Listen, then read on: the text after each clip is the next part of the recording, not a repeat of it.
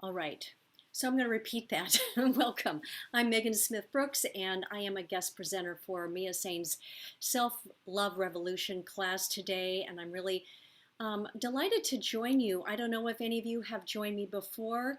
I know that it kind of varies, and it's nice to see faces because sometimes some of you I know are joining from work and you're not able to have the video and audio participatory thing. But I'm hoping that we can have some of that today. How many of you, any of you joined me when I did a class in February? You did? Okay. It might be somewhat of a repeat, but I think sometimes the content is worth evaluating and bringing up, and it's not going to necessarily be presented in exactly the same way. So just to tell you a little bit about my background, um, I am an ordained Unity minister, a certified grief coach. I offer grief healing retreats with a wonderful partner that's a singer-songwriter and sound healer. And um, my whole ministry, my life has shifted into supporting people with healing and transforming grief because I understand that it is a part of our human experience. No one escapes pain and loss in life. And yet, we really don't have a solid foundation of how to process it, how to navigate the impact of that in our lives. And from what I understand in my experience, especially in our culture in the United States, it tends to be something that people try to avoid, deny, um, disregard, or try to just get through it, pretend it didn't happen because it's painful. And we're trying to get to happy. We're trying to get to, feeling good and life working well and thinking that it's always supposed to be that way, and that's not reality. So how do we navigate the full spectrum of the emotions of life and not allow it to destroy us? And so from my personal experience, I started to realize we have a lot of work to do, and it's important to bring it into our conversations, to have the courage to be vulnerable and talk about our pain, and not from a place of being a victim, but from a place of this is real for me.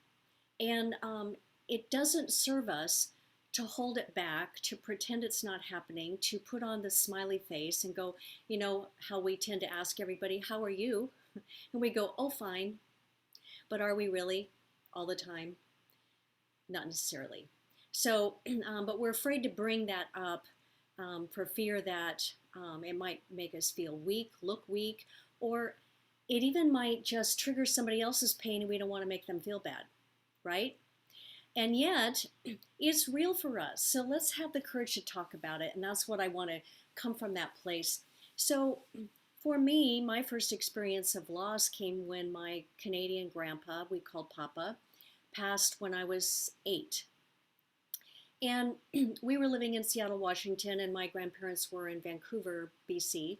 And my mother thought that it would be best for young children to not be exposed to death. And so when they went up to Vancouver for my papa's funeral, she thought my younger sisters and I, we were left at home. And so in my reality, it was like Papa all of a sudden disappeared. He just wasn't around anymore. And we were told he went to heaven. How many of us were told that? Whatever that means to a little mind. Supposed to be a good place, but yet we weren't allowed any way of processing the feelings of, I miss my Papa. I want to see Papa. What happened to him? It was this mystery. So when I was a young adult, I lost both my grandmothers. That was painful.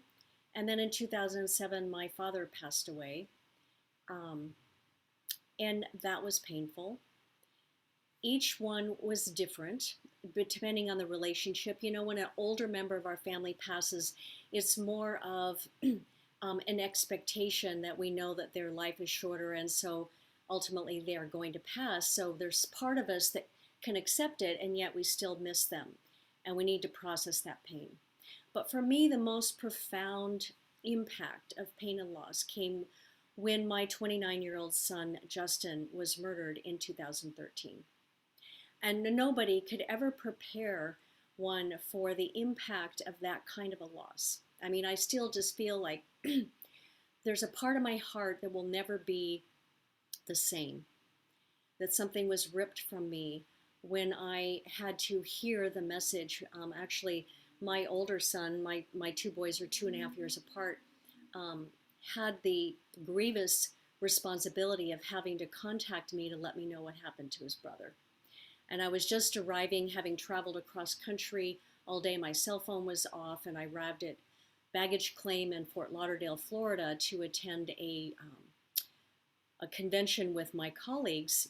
And I turn on my phone, and it's ringing, and my son said, "I've been trying to call you all day, Mom. I don't know how to tell you this, but are you sitting down?"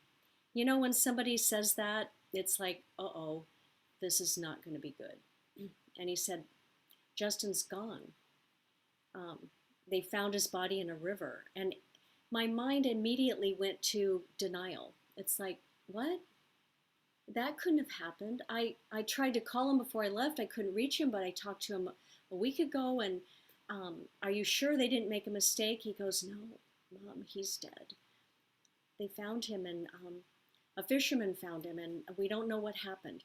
So I didn't know if he drowned. I didn't know the circumstances, but I went into shock. It's like your body is just slammed out of itself. So I went around in this numb state of mind, observing reality around me, doing what I had to do, but not knowing how to take on the impact of the news that I heard. Have you had experienced something like that, where you were just slammed out of your body, and your mind can't catch up with the reality? It doesn't want to accept it. It's too painful. So that's what I experienced. I do realize that I had a strong foundation to support myself at that time, already having been an ordained minister and serving a spiritual community, and having had the really the honor of supporting others in their own crisis. I have to admit somebody else. And how to navigate the challenges and pain of life. But it's not the same when it's your life. It's very different when all of a sudden I had to include how do I process my own reality and my own pain and be vulnerable enough to accept it. So as I walked through that process, it was probably several months before I really felt like I was in my body again.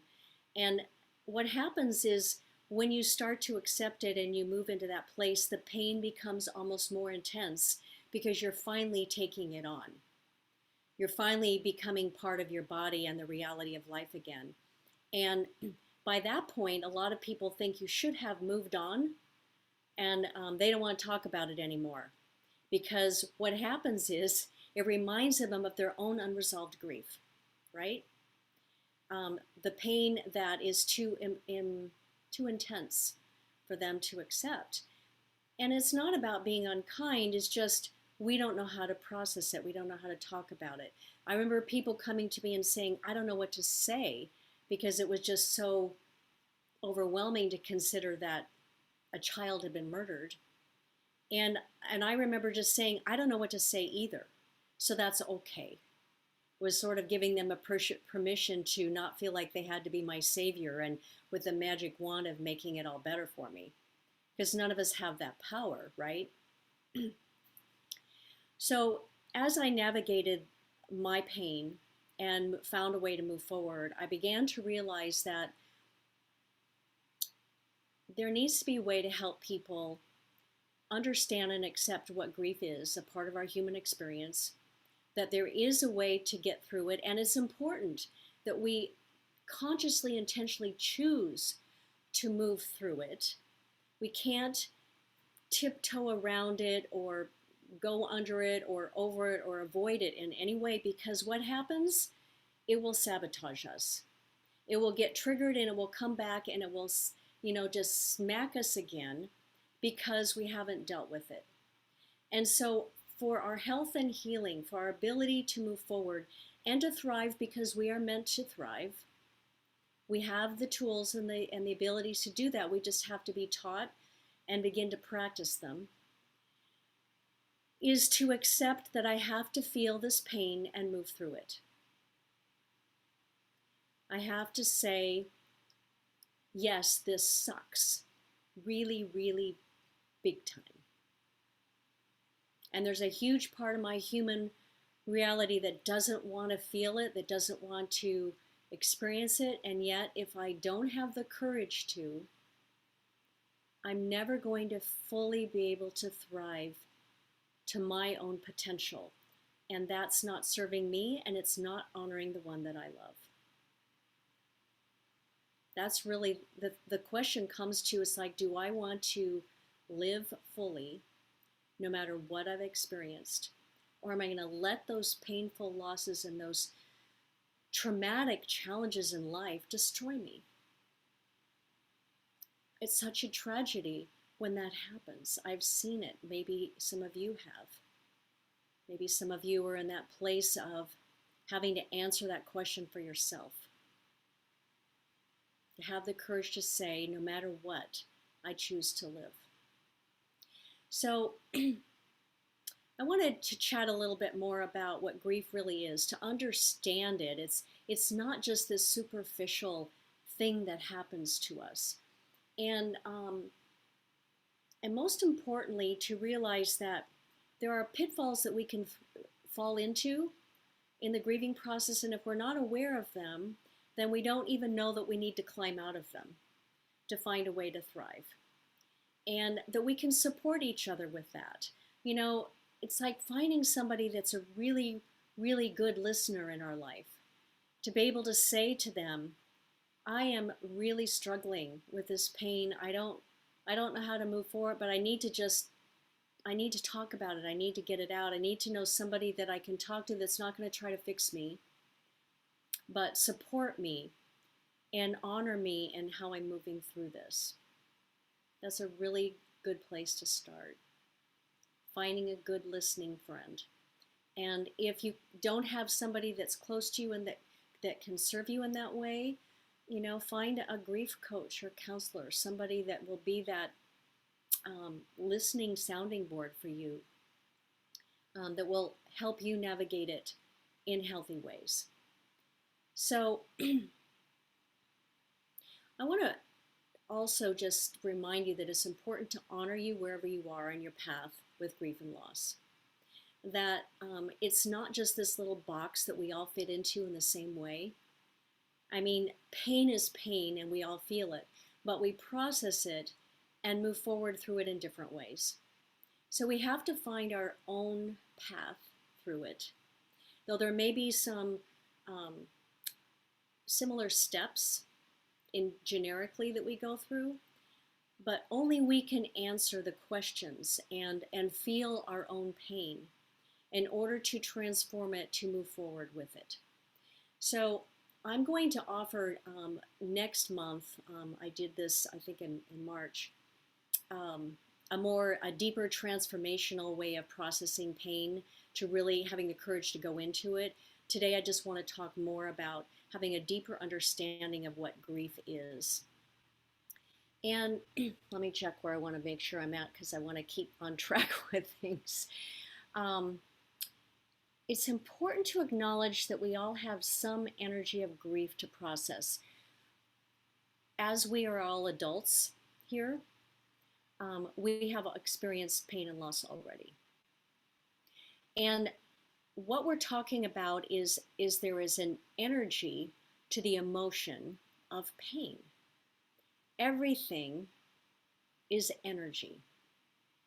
One of the things that I learned from the death of my father in 2007, I was actually in seminary in about 5 months away from graduating and being ordained, and had learned a lot of tools about just sitting and listening and feeling.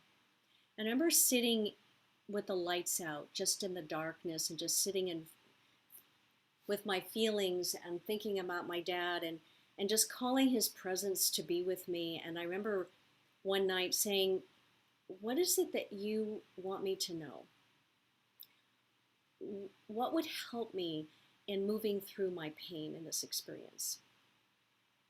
And I still feel the emotions just kind of come through me. What I woke up with is I had this dream experience of him saying,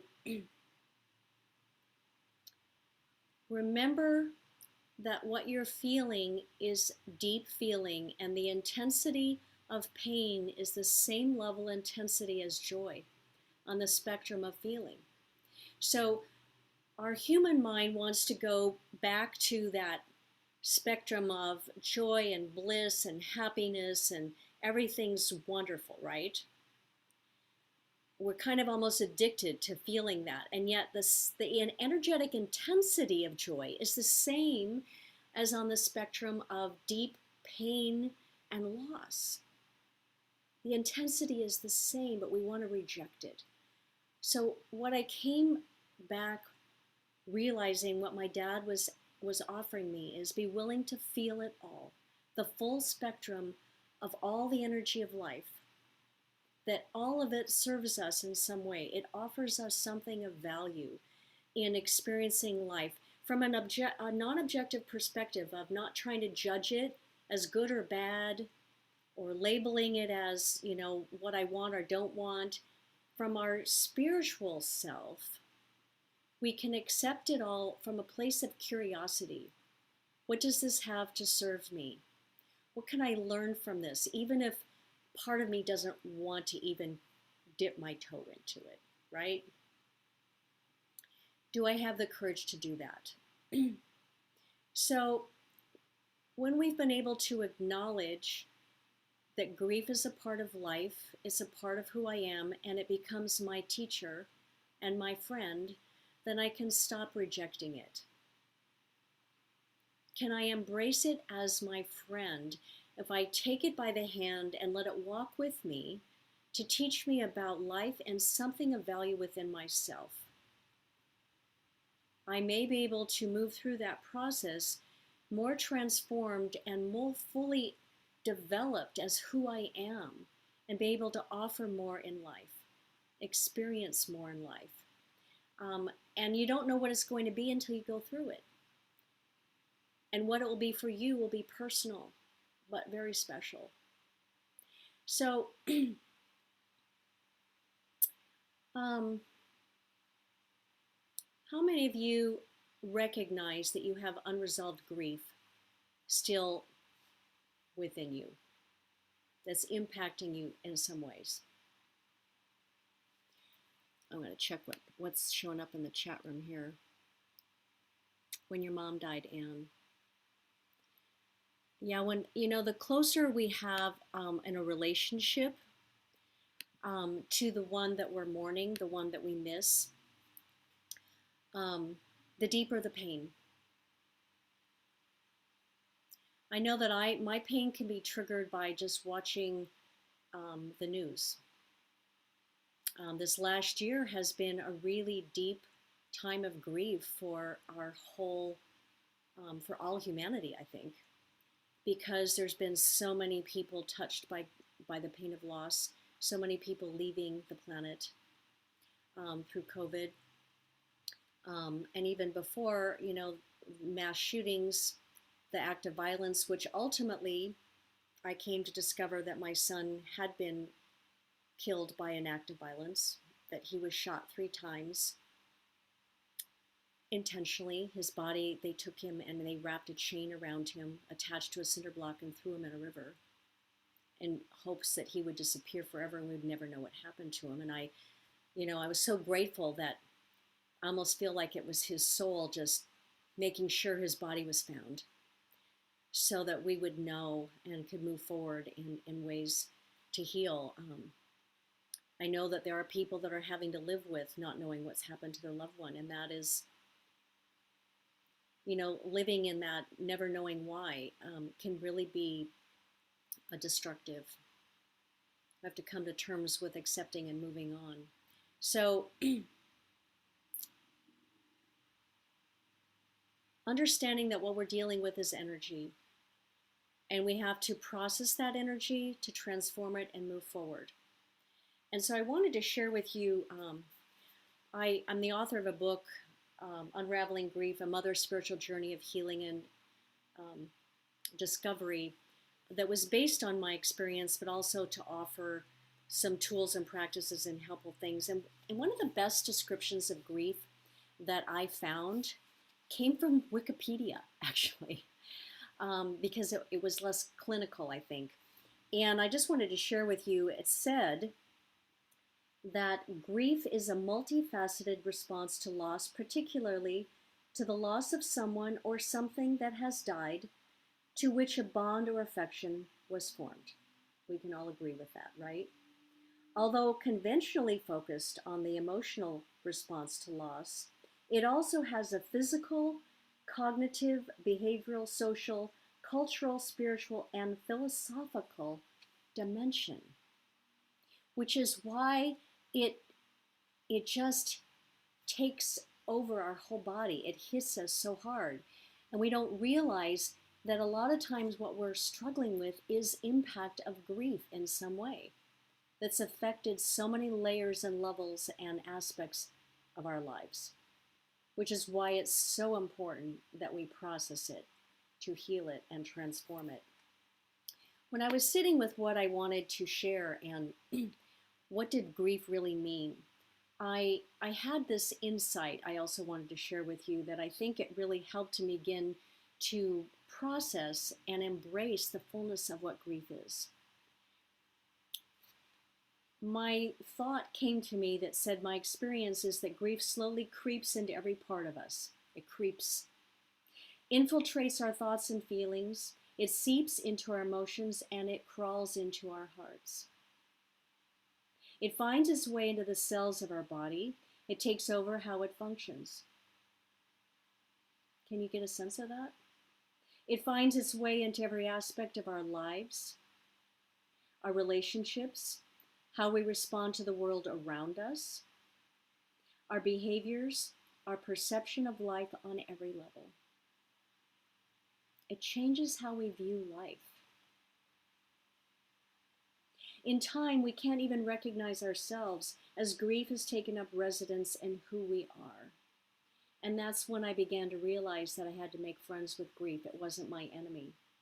It wasn't trying to cause me to feel more pain or destroy my life. It was an expression of human experience, that it is a part of growing and expanding and evolving in life. It adds a fullness to who we are. I, especially since the loss of my son, I can still feel a place in my heart that I label as sadness. That's just a part of who I am. And instead of thinking that it's a bad part, it's a part that I embrace and say, well, the truth is, grief reminds us of our capacity to love, right? And isn't that a beautiful thing? If I did not have the capacity to love, I wouldn't be so affected by the loss. So I can celebrate that in some ways. It might seem strange, and begin to honor that loss as this soul that I mourn had chose to come into the world to have a relationship with me in some way. I'm so honored. I'm so honored and so grateful that I had that experience. And so I can begin to live in the memories that will never be taken from me, that allow me to move forward in some way. But I think it's important for us to acknowledge, how has grief shown up then for you? How is it affecting you? If anybody has any comments they want to make, feel free to put them in the chat, or if you want to just turn on your mic and comment about your experience, because I think that we learn from each other, from the various ways that we've experienced life, and we don't always have the words. How do we put my feelings into a way that can, well, just describe what I'm feeling, to help somebody understand where I'm coming from? Because we tend to judge people, right? Like this quick reaction of how somebody shows up, and we don't know what's going on with them. We don't know what, like maybe something really traumatic just happened and they're trying to process it the best way they can. And so maybe they're showing up not as kind, or maybe abrupt, or erratic somehow. Does that make them a less than? No, makes them human. And they're struggling with something of life and not knowing how to process it or share it or express it.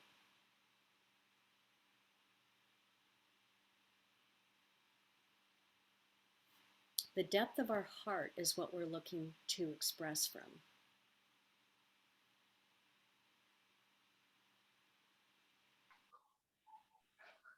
Hi. Hi, Evelyn.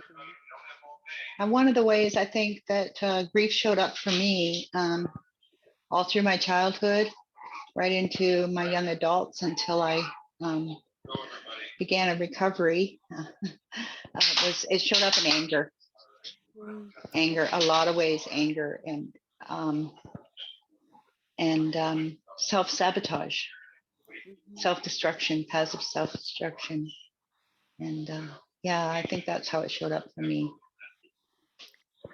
And that's a very common one, Mhm. and we don't always recognize that anger is an aspect of grief. It's like when we don't know how to deal with it, or don't want to accept that. It's like it's too painful to accept the loss. And I get that because I went through my own anger. Anger at um, those that were responsible for taking my son's life. How dare them? How could they possibly have thought that it was okay to take another human life and then go on and live with themselves? So we need to process anger in healthy ways, so we don't self-sabotage, or we don't go to addictive behaviors, drinking and drugs, or gambling, or shopping. I mean, there's so many things that we go to that are just distractions from having to deal with our pain, right? So does anybody else have anything they want to share? I'm just going to say it's interesting about the distractions because I was talking with a friend, I maybe more than a year ago. So I was probably still in the end of 2019, beginning of 2020. We were talking about certain things and then all of these grieving things. And she's like, oh, well, just do this to distract yourself. I said, well, I'm tired of the distractions. The distractions are just keeping it at bay. It's not allowing me to process and move on. Mm-hmm. So yeah, I really appreciate you mentioning that, the distractions, and yeah, the anger and just like the self sabotage, I relate to that. And I actually, a lot of my health was lost because I ended up becoming ill myself, and I had been like losing health. And then my father, like for instance, with my father, he had cancer and it was really rapid. And I just spent a lot of time with him trying to help him. And, just like a lot of things that were things like I was telling Mia also, things that you see that you cannot unsee, you Right. know, all of those deteriorations, like having to feed my father through a tube in his stomach, like all of that stuff. It was a lot. Mm-hmm. And I didn't have any support from my siblings. And that was really tough. It was really tough. And then I lost my health completely. And I never had them help me. So I felt totally abandoned. And that's still something that I deal with.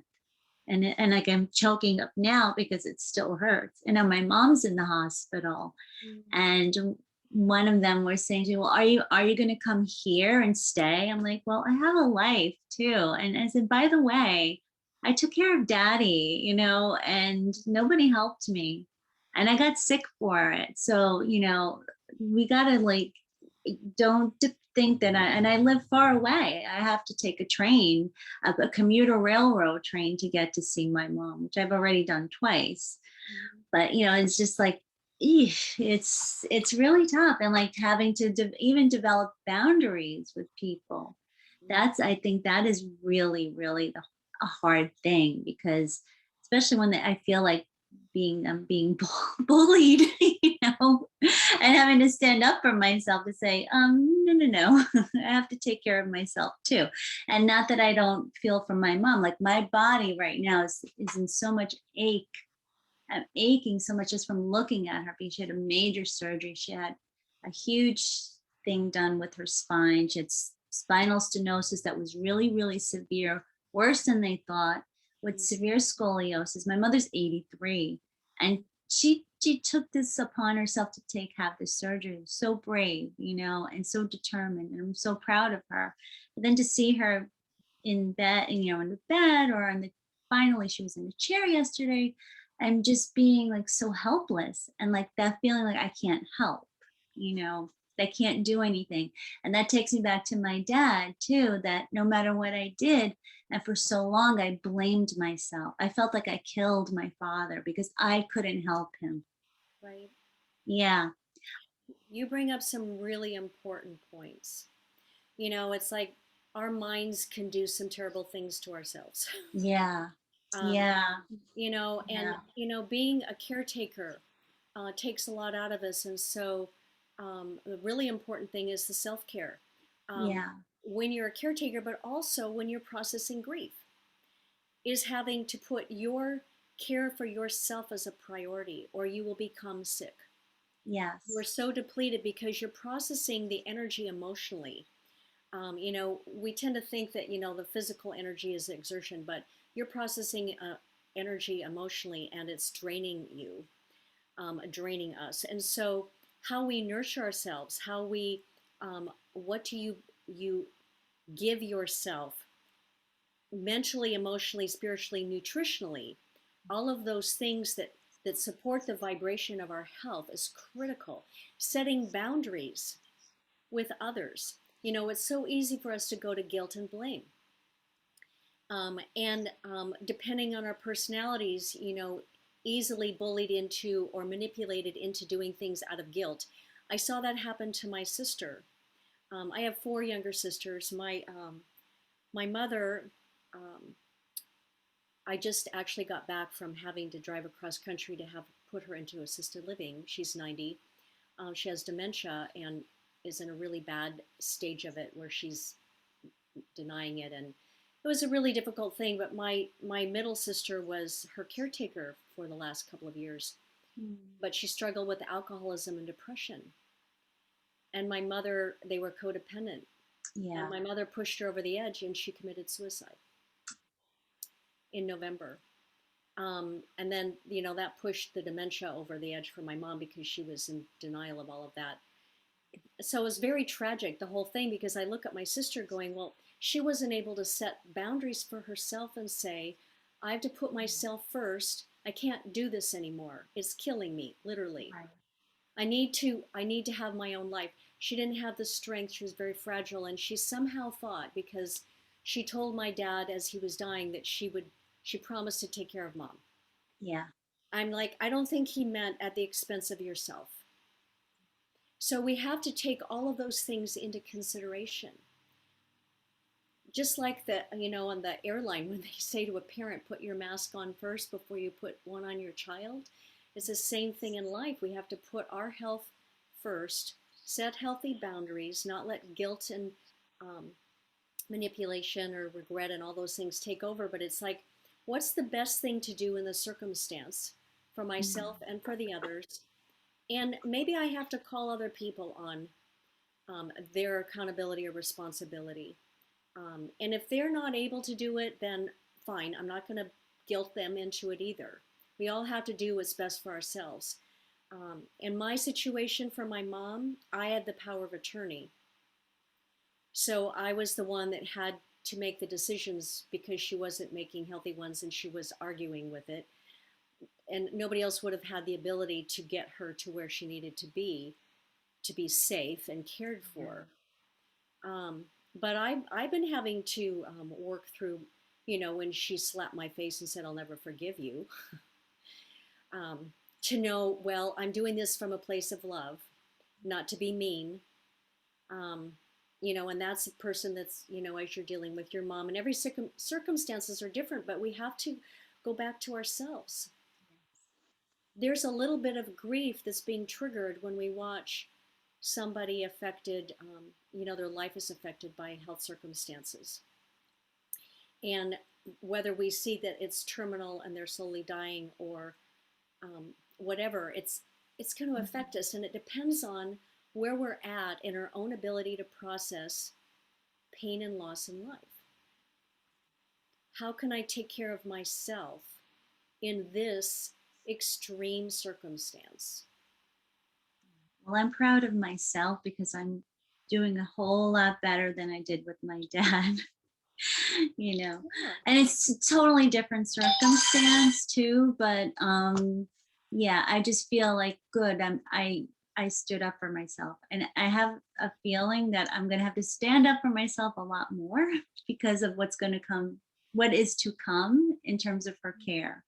So there's going to have to be boundaries set for sure. Absolutely. And do Yeah. pat yourself on the back and honoring that you learned from the past. You did what you needed to do at the time Yeah. out of a place of deep love. Yeah. And now you recognize the impact it could have on you and your health and wholeness if you just go down the path of not acknowledging you and what your needs are. And yes, it's a different situation. And also to call on professionals that can support the situation too. Exactly. And Yeah. knowing that you don't have to do this alone, whatever the circumstances are. It's like to take that step back and go, okay, what are my options? Who's available to support me in this in a positive way?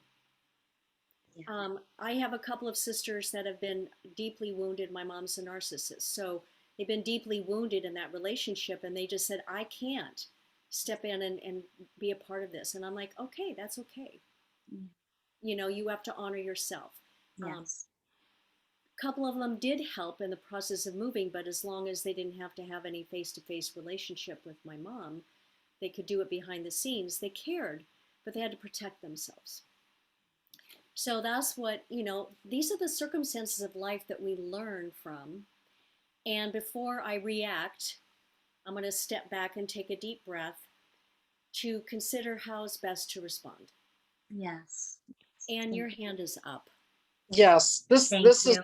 completely triggering me in a very, very bad way. Oh, I also had a narcissistic mother, and she was very abusive towards me. And at the same time that she fell and was on the floor for 4 days or 5 days without any food and water, I didn't know about it. I was starting to go through a divorce process. I was married to a narcissist, and my phone was shut off. And I had just spoken to my mother 3 days before she had this fall. And my nephew contacted me and let me know that she was in the emergency room of the hospital because they actually had to call like the fire department and the police department to knock down her door, break into her house, and they found her on the floor like that. And when I went to the hospital, no one wanted to hear about my personal stuff because they don't care about me. And they looked at me like I murdered my mother. oh, right. I didn't murder my mother. I wasn't responsible for what happened to her. And I had other relatives that showed up at the hospital, and they all looked at me like they hated me, like I was the most horrible person on the planet. And I had a very complicated, very difficult relationship with my mother. And it took her 9 years to die. They thought she was going to die then. She survived that. She was in a hospital. And my family cut me off and didn't talk to me for 5 years. 5 years. I feel like I want to scream right now. I'm so, and they were so toxic and so horrible to me that, and then I went through this divorce, and I had to take care of my narcissistic husband. He couldn't deal with the fact I wanted a divorce. And 4 times I had to take him to the emergency room of the hospital, and I actually had to play nurse and take care of him. We still lived together. And then finally, 5 years later, my nephew contacted me, says, I decided to forgive you. like I'm some sort of a criminal or something.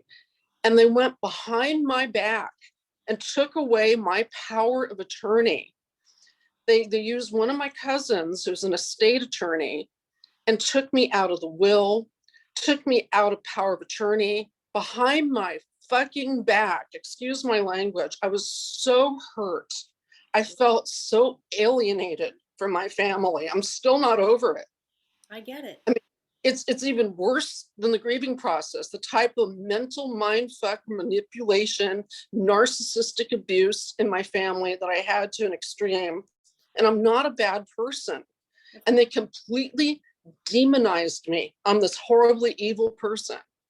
And they made it look like I'm this selfish bitch. And I've been the most selfless person on the planet. And, you know, they're all enmeshed with her. Well, And I want to just say to you, Anne, first of all, they're coming from a place of lack of understanding. They have been manipulated and caught up in, because narcissists are so talented in Mhm, getting people to align with what they want. So what mhm, I have observed with my mother um, is that she is right now, she's been in her assisted living now about 3 weeks, using all of her lifetime of bullying, manipulating, and trying to get people to go along with her, that has always worked. Because if you act out bad enough, if you make people disturb them or disrupt their life enough, they will cave and give you what you want. And that's she the cannot name. believe, the people at the assisted living place said that she has daily bouts of anger and violence toward the staff and the residents because she didn't get to do things her way. Mhm. She's tried to figure out how to get an attorney to get her rights back, and they've told her, well, you have documented dementia. They won't take your case. They've showed the power of attorney that she signed that gave it to me. But fortunately, everyone else in the family have been so wounded by her Me that too. they don't want to get anywhere near her because they're afraid of what she may or may not do. But so I just want you to know that to stand in the face of that takes tremendous strength. And I encourage you to love yourself as much as you possibly can, to know that it took so much strength and self perseverance to become a survivor of that. No matter what, they know not what they do. The words of Jesus on the dying on the cross. They know not what they do. It's coming from a place of ignorance, a lack of understanding, of education, of the destructive nature of narcissism, and how people can use manipulating guilt and regret and um, Yes. trying to make it easy for themselves or whatever. It's like easier to blame somebody else. And I know my greatest fear was that my mother would have been found, because she had to use a cane. She could hardly walk. She wasn't taking her meds when she's supposed to. We had a self-care nurse going in once a week that she wouldn't cooperate with. That she would fall, hit her head or something, and die in that house before the next person came in. Nobody else would move in and live with her after my sister committed suicide. So I understand that. And yet, the rest of the family, whether they forgive you or not, is up to them. For you energetically is to release that pain, unforgiveness, whatever judgment you may be holding them in. Yes, they didn't handle things the best way. They didn't come from a place of love and understanding. It came from a lack of understanding, an immaturity of the human experience. And so you honor yourself, you care for yourself, you can love your mother from a distance. Every human being deserves to have compassion as a human being. Mhm. Um, what we've become and what we've made of our lives is our responsibility. And so your responsibility is to allow yourself to flourish and develop your greatest potential in the best way you can, and use this pain as that grist, like when you're exercising and building muscle, that develops who you are from a spiritual place. You're developing spiritual muscle so that you have been through so much in life. Moving forward, you know that you can handle anything now. So my mother passed away in 2018 after being in a nursing home for 9 years. Okay. And that was really hard. She had 2 funerals because she was on the East Coast. My family was on the East Coast, but she had had her funeral plot paid for many, many decades ago to be buried next to my father in California. So they had to fly her body out to California. So I went to a private funeral and it was so horrible. All the tension between my sister and my nephew and, other people. It was really, really difficult. I can only imagine. And so I just honor you and send you a virtual hug. Thank you. Just to know that you're not alone. Me too. And if your family doesn't have the capacity to honor and understand and respect you for how you handle things and what you were dealing with, um, that's for them to have to process and manage on their own. It isn't up to you to fix them or to tell them how they could have done it better. But forgiveness is a really important part of grief and pain and loss. It's just the main thing is so hard that they all demonized me. I'm like I'm sort of horrible, evil demon just as I didn't do the group think way that they did things. I didn't. And you know in your heart that's not the truth. I know it's not. It is very sad that they were spiritually immature and not able to recognize the truth for what it was. And so you can't go back and change the past. No. You can only acknowledge who you are and what you want to experience and create moving forward. I just want to check the chat room. There's a couple of comments. Releasing them so that you are free. Yes. I need that. I still have a very strained relationship with my sister and my nephew. It's very superficial. Well, and that's because they don't know how to handle it. They don't know how to process it. They're dealing from the very superficial human experience of what they think things should have been. And instead of recognizing it for what it is, or even it took me a long time to understand. When I finally understood that my mother was a narcissist, it changed everything. When I understood what that was, she did not have the capacity to understand that she wasn't the center of everybody's world. And I had to give up thinking that I was going to have a different mother someday, or that she would ever recognize the need for her to change. She still cannot understand why do my other daughters never call me. It's like, well, do you want me to tell you why? Do you really want to know why? It's not going to serve a purpose at this point. I'm like, well, everybody handles things differently. You'd have to ask them that. She doesn't have the capacity to understand. So they don't have the capacity to really understand the fullness of the impact on you and how you handle it. We all handle things the best way we can from where we're at. And so for you moving forward, releasing that energy and just blessing them for who they are and like that they have to live and process and transform and heal wherever they're at. Your job is for you to do that for yourself. And the first step is to love yourself enough to do that. Totally bizarre, but after all I went through, my ex-husband was the only family I had for quite a few years. Wow.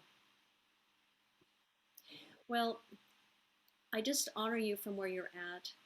And the best thing to move forward is to, instead of look at what I've lost, what others have done to me or not done, what I had hoped they would do, is to let go of any expectation that they're going to show up differently now until they're ready to, or they acknowledge or recognize the need. But how do I want to live my life moving forward? That's what I'm doing. Who do I draw into my life to support and honor me for who I am? Thank you. That's what started me on doing all this self-work. I was treated like I was a mistake being born. I was a mistake about everything. I couldn't do anything right. And that's not the truth. Can you accept that? That is not the Yes. truth. That's the beginning. Um, let their perspective go. The only perspective that matters is mine. I know the truth of me, and I don't have to convince anyone else of that. Unless they want to have a real conversation about it, to be vulnerable enough about it and how they've participated in that. But it doesn't sound like they're ready to do that. No.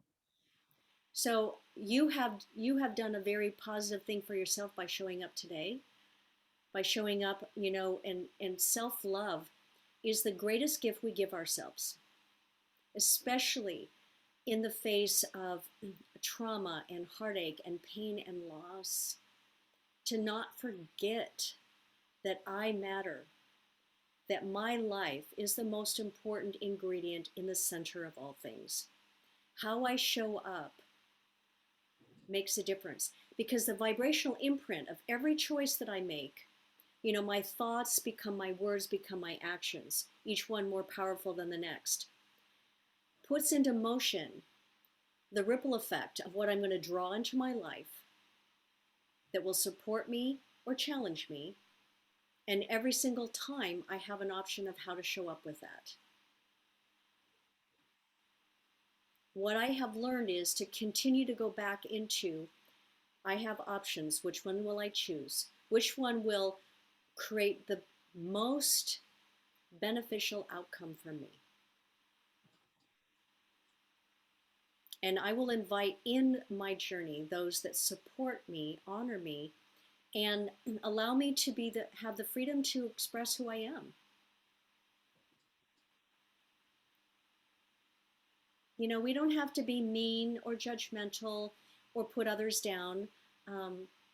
Try to accept them for where they're at. And if they don't have the capacity to accept me for who I am or want to be a positive participant in my life, then I'm going to not invite them to join me. I can love them from a distance. I can monitor my conversations or lack of them, but maybe even just send them some loving energy.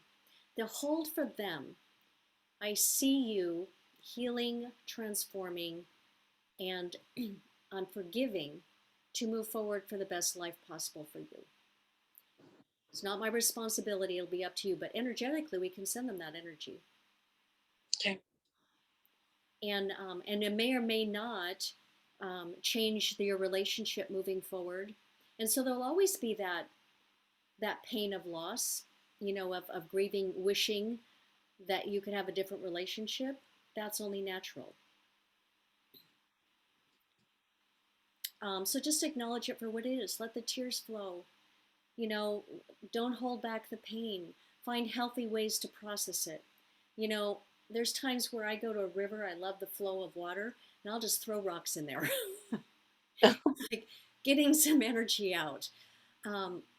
Or just journaling it all out. Just, I call it regurgitating the feelings because you don't want it to be stuck inside of you. It can become destructive. And addictive patterns can also be, indulging in comfort food. Mm-hmm. I've gotten to the point where if I overindulge in something, I feel sick. So I'm like, it's a reminder, like, okay, that's not supporting me. What would be a healthier option? You really have to just dissect your whole life and go into, am I willing to begin to make some healthy changes that I know that everything, because food is vibrational energy too. What am I putting into my body that will support my highest level of vibrational energy so I can then process the emotional energy better? So it doesn't deplete me so much. If I feel like I'm being fatigued from that, then honor yourself. Do I need a nap? Do I need to just withdraw from others, take a walk in nature, do some creative activity? Just what is it that works for you? Have the courage to do that for yourself. I really find walks me. What was that? I think there's the connection is like a little garbled. Oh, I'm sorry. Um, That's better.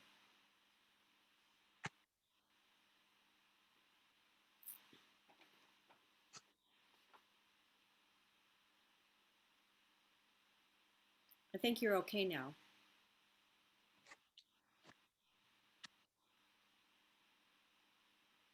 I just put into the chat taking walks. Oh, yes. Walks are really healthy because you're moving your body, you're processing the energy, you're getting it Mhm. out of the cells. You know, it's like it doesn't have to be massive form of exercise, but walking to me is one of the most healing things. I call it my walking meditations, you know, so you can process things. So honor yourself. I know that we've already kind of gone over the time that we normally would, and Sorry. I wanted to know. It's like this has been good conversation, really healthy Thank conversation. you. So if any of you would like to be supported more, my website is www.unityawakeningways, which is what says there. It's an alternative industry I have, where I do grief coaching and I have online course. But if you would like to email me at unravelinggrief@gmail.com, I'll send you a handout for navigating the pitfalls of grief and how to get out of them. So it'll give you some helpful information. And we didn't have time to do a guided meditation on breathing, but I can also send you a link for that. Because one of the most important things when you're processing grief is to breathe deeply and fully, to get the oxygen flowing. Because when we're traumatized or we're impacted by things, we tend to breathe more shallow, which doesn't Mhm. mean that we're allowing the oxygen to flow. That's why walking can help us, you know, more deep breathing, and doing it intentionally is even more empowering. So all of those little things can help. And I just want you to know you're not alone. I'm here to support you, along with all the other wonderful presenters that Mia has in her Self Love Revolution.